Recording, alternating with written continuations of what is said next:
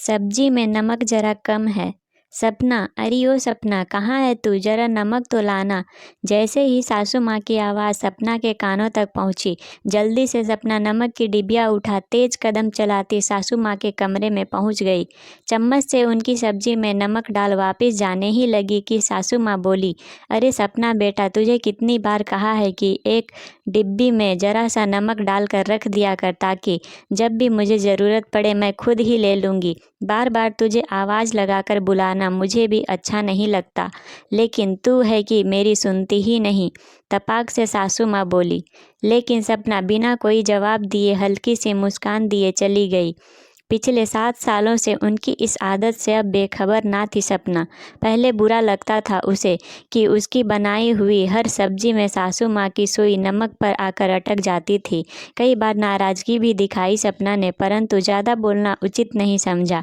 आखिरकार घर की बहू जो ठहरी। यही बात अगर बेटी बोल दे तो कोई दिक्कत नहीं होती, परंतु बहू के कोई भी बात बार बार कहने पर कलेश का कारण अवश्य बन जाती।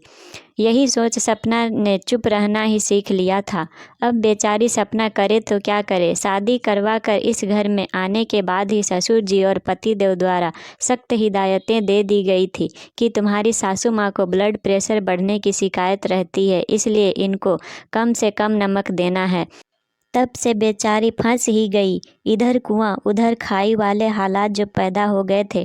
कम नमक डालती तो सासू माँ का एक ही डायलॉग सदा कानों में सुनाई पड़ता कि सपना, सब्जी वैसे तो बहुत स्वाद है, पर नमक कम होने की वजह से रोटी खाने का मज़ा नहीं आया। लेकिन फिर भी दवाइयाँ लेनी होती है तो पेट भरने के लिए खा लिया है खाना। अगली बार नमक का ज़रा ध्यान रखियो।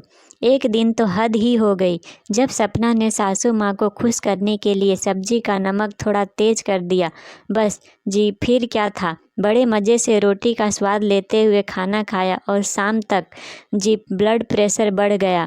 सासू माँ जी का अब जी सारा दोस्त जा पहुँचा सपना के ऊपर, क्योंकि सासू माँ अपना दोस्त बताने से रही, नाक जो कट जानी थी। बस तब से ठान चुकी थी सपना कि अब चाहे जो मर्जी हो जाए वो सासू माँ की चिकनी चुपड़ी बातों में नहीं आएगी। उनकी डांट खाना मंजूर था, परंतु उनको शारीरिक नुकसान पहुँचाना कतई मंजूर नहीं था। आखिरकार कहीं न कहीं उसके मन में अपनी सासू माँ के लिए सॉफ्ट कॉर्नर भी था। भले ही नमक के बहाने ही सही, सासू माँ सपना से शिकायतें तो करती, पर इस शिकायत में भी उसे अपनापन लगता। कभी सोचा नहीं था सपना ने कि नमक उसके और उसकी सासू माँ के बीच की बातचीत का एक महत्वपूर्ण हिस्सा बन जाएगा।